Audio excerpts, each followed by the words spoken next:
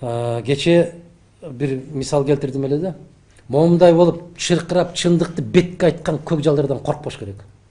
Себеби алардын зыяны жок. Кече Атамбаев айтпадыбы? Ушунча жыл ун чыкпай жүрүп, аркама аябай каттуу канжар сайды деп. Ун чыкпай жүргөндөр сайышы мүмкүн. Момундай болуп каттуу пикирин айтып жүргөндөр эч качан арттан бычак сайбайт. Себеби алардын мүнөзүнө туура келбейт. Эми бир санды карап көргүлө. Ыркырап гүрүлдөп Токойдун кожоюнубуз деп жүргөн аюулар бир жылда канча кишини өлтүрөт экен? 20га жетпейт экен. Ыркырап жүргөн жолборстор бир жылда канча киши өлтүрөт экен? Алардын да саны 20га жетпейт экен.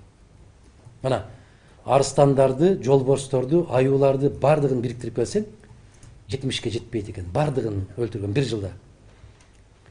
Көзгө көрүнбөй жүргөн чиркей 2.700.000 кишини өлтүрөт экен бир жылда. Мына силерге керемет салыштырма. Баягы дүркүрөп чыккан саясатчылардан коркпогула президенттер. Алар эч качан артыңдан бычак сайбайт.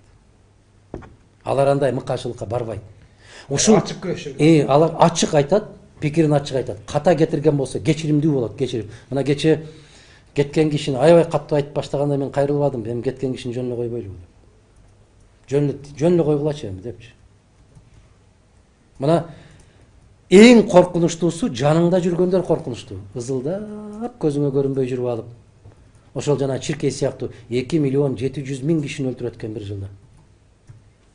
Байкап, карап көргүлө да.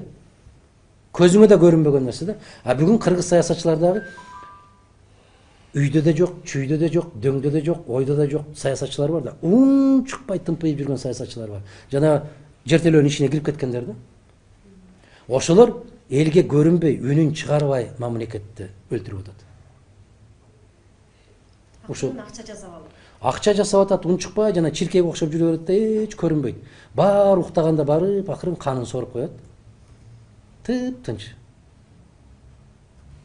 Могул күркүрөп жүргөндөрдөн зыян тийбейт. Андан сактанбай эле койгула. Эң күркүрөгөн ошо бетине айтып, катуу айтканы болсо керек. Эң каттуусу ошол. Эң каттуу айтканы ошол. Бирок